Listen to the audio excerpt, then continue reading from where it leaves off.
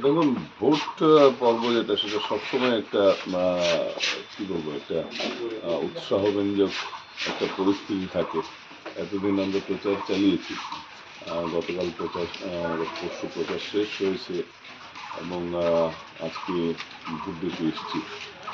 এবং আমি মনে করি যে ভারতবর্ষের গণতান্ত্রিক যে পরিকাঠামো রয়েছে তার সবথেকে শক্তিশালী স্তম্ভ হচ্ছে এটা নির্বাচন, এবং তার মাধ্যমে জনসাধারণকে সেই অধিকার আমাদের সংবিধান দিয়েছে যে তারা তাদের নিজের ইচ্ছে মতো তারা তাদের প্রতিনিধিকে চয়ন করতে পারে।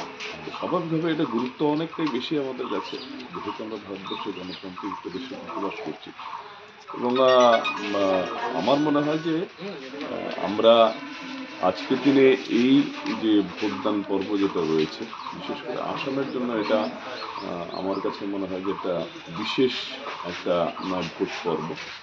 কারণ বিগত এক দশক থেকে, যদি বলি এক দশক থেকে আসামের যে সর্বাঙ্গীন উন্নয়নের ক্ষেত্রে সরকারের গ্রহণ করা যেসব পদক্ষেপ, সেই পদক্ষেপগুলা আগামী দিনে সেটাকে চালিয়ে যাওয়া এবং এক বিকশিত সুরক্ষিত আসামের যে স্বপ্ন, যেটা ডক্টর হিমন্ত বিশ্ব শর্মার নেতৃত্বে আজকের দিনে সেই লক্ষ্য নিয়ে কাজ হচ্ছে, আমার মনে হয় সেটাকে এগিয়ে নিয়ে যাওয়ার জন্য এই ভোটের গুরুত্ব অনেক। ঘটনা হচ্ছে, দেখুন, শিলচর শহরে আমি অনেকদিন থেকে যেটা দেখছি যে ফার্স্ট হাফ যেটা হয় সেটাতে ভোটের যে ভোটদান প্রক্রিয়া যেটা বা মানুষ জনগণ বেরিয়ে আসে বা ভোট দেওয়া, সেটা একটু সবসময় একটা স্লো থাকে।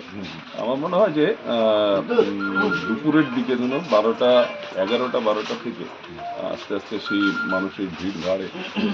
এবং আমার আজকের দিনে এটা আমি বিশ্বাস করি যে মানুষ উন্নয়নের পক্ষে থাকবেন এবং এই নির্বাচন যে একটা অন্যরকম গুরুত্ব রয়েছে সেটাও মানুষ সেটা উপলব্ধি করেন এবং বিশাল সংখ্যায় সকলে বেরিয়ে এসে তাদের যে গণতান্ত্রিক যে অধিকার সেটাকে তারা প্রয়োগ